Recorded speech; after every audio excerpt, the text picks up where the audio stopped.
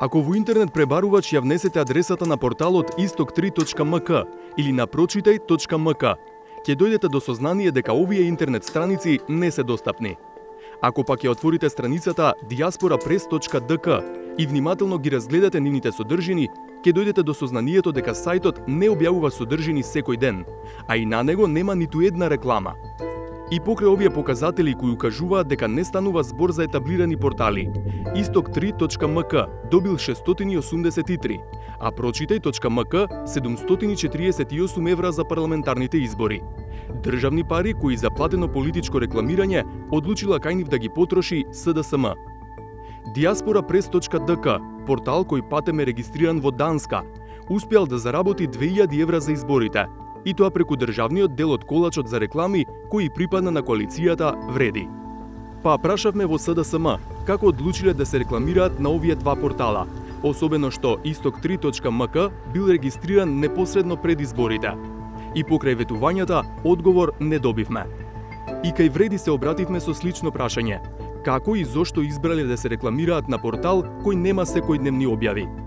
Коалицијата Вреди за претседателските и парламентарните избори имаше активна кампања со диаспората со цел да ја мотивира што помасовно да земе учество на денот на гласањето. Во таа насока, Централниот изборен штаб го димензионираше медија закупот. Се обидовме да ја добиеме и другата страна. Како овие портали успеале не само да се пријават, туку и да добијат нарачки за платено политичко рекламирање. Ало, добар ден. Добар ден. Дали е тоа господин Кирил Манасиев? Да. Од компанијата Маки Медија, која е собственик на порталите istok3.mk и прочитај.mk, ни рекоа дека порталите не им функционираат поради технички проблеми.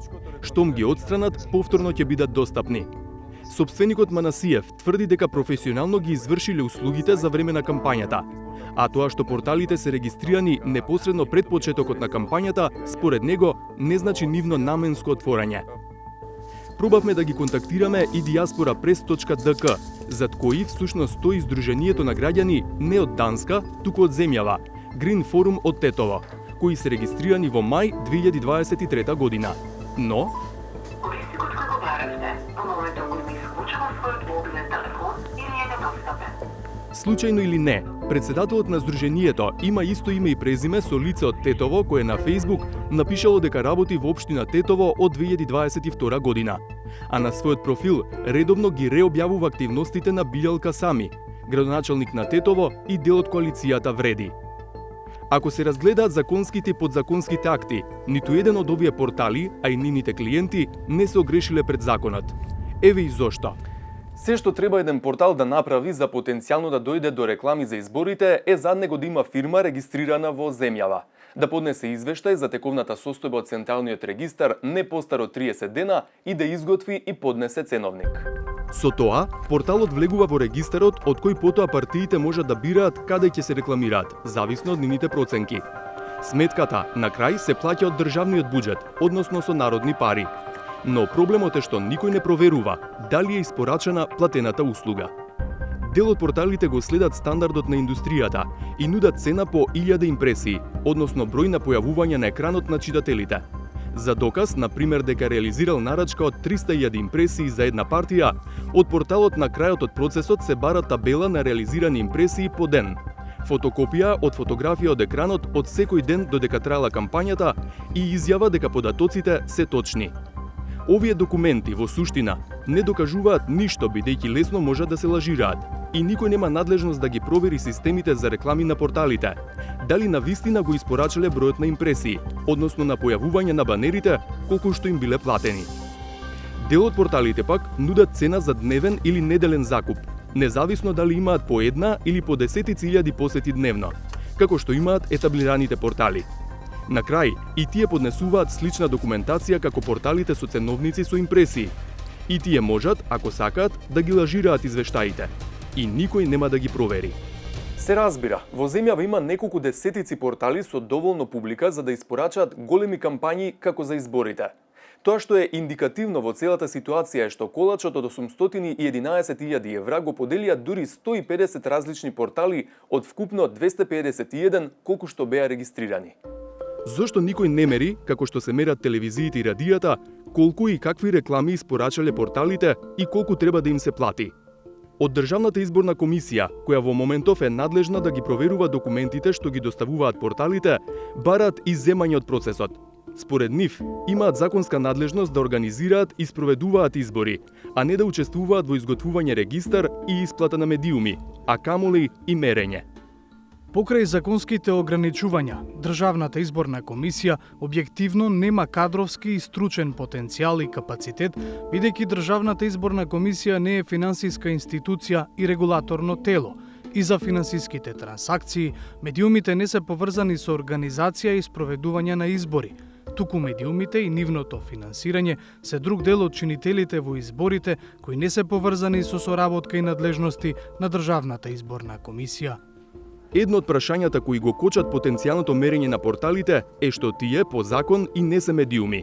Така што гужвата е користи кој ќе стигне, нотираат и од Сдруженијето на новинарите на Македонија.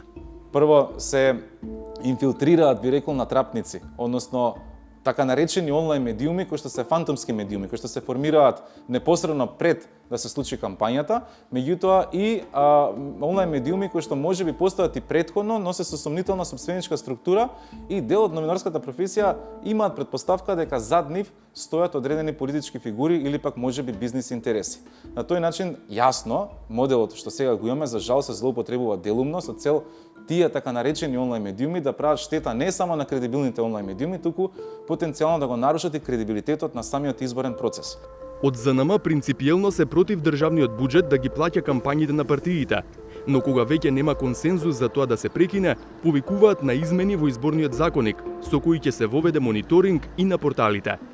Тој досега практично и не беше можен бидејќи порталите не беа медиуми, но со најавените измени на законот за медиуми, тоа ќе се смени. Секуловски додава дека не станува збор за тврда регулација, туку минимална.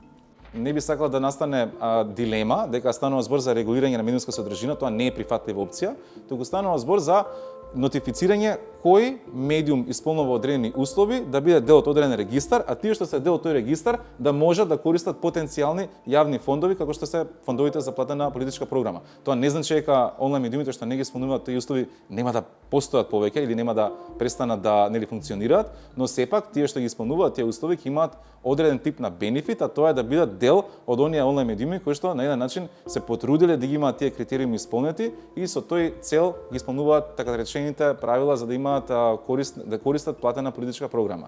Сдруженијето на новинарите не е само во ставот дека државата не треба да плаќа за политичкото рекламирање. Така мисли и директорот на Агенцијата за аудио и аудиовизуелни медиумски услуги.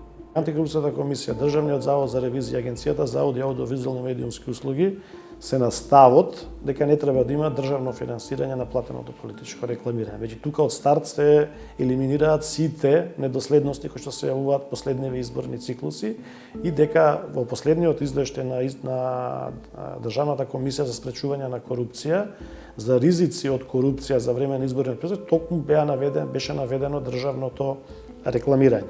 Но кога веќе државата го финансира политичкото рекламирање на интернет порталите, логично би било кога би имале регулирање на порталите во Законот за медиуми, регулирање на правилата кој може да користи, кој од порталите ги исполнува условите за да може да емитува платено политичко рекламирање и агенцијата да добива соодветни финансиски средства да може да врши надзор врз порталите и врз социјалните мрежи. Но за сето тоа, како што кажав, треба да има законска регулатива, усогласена со правилата на Европска унија, финансиски средства и човечки потенцијал. Во моментов немаме ниту еден од овие услови исполнети. Значи, ако се создадат законски и материјални услови, во Агенцијата за аудио и аудиовизуелни медиумски услуги се спремни за мониторинг и на порталите. Но како да се прави тоа е друго прашање. Меѓународната фондација за изборни системи ИФЕС неодамно организираше конференција на тема Пари, медиуми и избори во Северна Македонија. Јавни пари во онлайн политичко рекламирање. Дебатираа представници на државни институции, граѓански организации, домашни и меѓународни експерти. Сем Пауер, кој е меѓународен експерт за политичко и партиско финансирање, даде неколку препораки за подобрување на транспарентноста при државното финансирање на политичкото рекламирање на интернет. The first is to review the allocation criteria for state support, so who gets the state support and indeed how much state support they do receive. To review transparency requirements and access to data, to assign a body to monitor activity on online portals, to ensure that interim campaign finance reports are submitted electronically and again audited by one body, ideally searchable, and to work with experts in artificial intelligence to pilot the use of automated compliance tools. Ако нешто не се измени, првата следна шанса за некој преку интернет порталите да се офајди од парите на граѓаните наменети за политичко рекламирање се локалните избори што треба да се одржат в година. Ќе им дозволи ли државата и натаму регуларно да заработат на нерегулиран начин?